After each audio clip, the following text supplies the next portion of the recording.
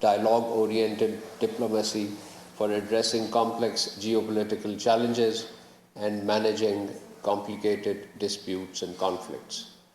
In this context, under the leadership of Prime Minister Mohammad Shahbaz Sharif and with active engagement of Deputy Prime Minister and Foreign Minister Senator Mohammad Ishaq Dar and Chief of Defence Staff and Chief of the Defence Forces and Chief of Army Staff Field Marshal Sayyid Asim Munir, Pakistan has maintained open channels of communication with the concerned parties as part of our facilitative and mediatory role. As part of these ongoing efforts, the Prime Minister is currently undertaking visits to key regional countries, while the Chief of Defence Forces and the Chief of Army Staff arrived in Tehran yesterday. Collectively, these initiatives, these pursuits reflect our sustained efforts for peace and our commitment that these efforts are best advanced through dialogue and cooperation. And this has been a fact which has been acknowledged in diplomatic circles around the world for Pakistan's constructive and stabilizing contributions. The Prime Minister's visit to three countries has strong bilateral content as well, and I will mention that aspect later. But before embarking on this visit, the Prime Minister undertook intense diplomatic exchanges with his counterparts across the globe. This was before the Islamabad peace talks, and these exchanges continued after the talks.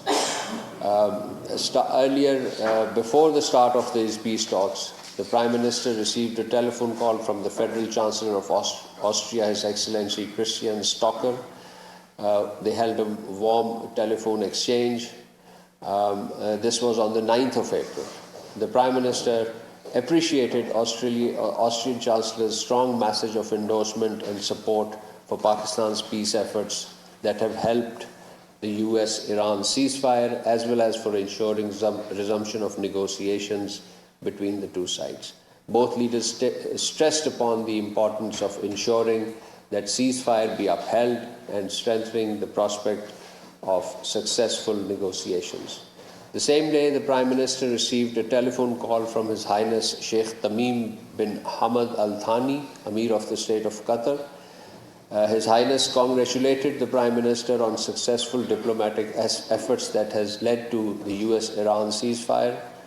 The two leaders expressed the hope that through concerted efforts, peace would return soon to the entire region. The same day, that is on the 9th of April, the Prime Minister received a telephone call from His Excellency Friedrich Merz, Chancellor of the Federal Republic of Germany. The German Chancellor expressed strong endorsement to Pakistan for our role in these peace efforts and for the holding of ceasefire between US and Iran and on the start of negotiations. Both leaders expressed serious concern over the ongoing hostilities in Lebanon and hope that the peace returns to the entire region. On the 9th of April, the Prime Minister also received a telephone call from the Prime Minister of Italy, Her Excellency Giorgia Meloni. The Prime Minister Meloni appreciated Pakistan's successful diplomatic efforts aimed at facilitating the talks and acknowledged and congratulated Pakistan for hosting these talks. The two leaders also discussed Lebanon and agreed the need for coordinated international efforts to prevent further attacks against that country. On April 10, our Prime Minister received a telephone call from the Prime Minister of United Kingdom, His Excellency Keir Starmer. The Prime Minister Starmer deeply appreciated Pakistan's effective diplomatic efforts and facilitated the Prime Minister on hosting peace negotiations in Islamabad, and he offered his best wishes for the success of this endeavor. Ladies and gentlemen, on 13th April, the Prime Minister received a telephone call from the Prime Minister of Japan, Her Excellency Sanae Takaichi. Appreciating Prime Minister's diplomatic role in facilitating the ceasefire, the Prime Minister of Japan expressed her country's full support for the peace process and its importance in regional stability and particularly global energy security. The same day, the Prime Minister received a telephone call from the Canadian Prime Minister, His Excellency Mark Carney. He congratulated Prime Minister Shehbaz Sharif on our peace efforts and offered complete endorsement of Canada for Pakistan's role towards de-escalation and regional peace and security. Ladies and gentlemen, eventually these peace talks did take place and were extensively covered, and I thank the media colleagues for their attention, their responsibility, and their dedication with which they covered these talks. As you know, the respective delegations were headed by the Vice President of the United States, His Excellency J.D. Vance, and the Honorable Speaker of the Iranian Parliament, Mr. Mohammad Bagher Ghalibaf. They were in Pakistan from 11th to 12th of April. Before embarking on peace talks, the two delegations called on the Prime Minister, Mohammad Shehbaz Sharif, separately. We issued brief press readouts of these meetings. The talks continued for 21 hours. That is the duration of actual negotiation. Overall, the process continued for well above 30 hours, if you count the movement of the delegations and the momentary breaks for meals and coffees and so on. So as such, the entire negotiation process was intensive and extensive, both in terms of scope and timelines.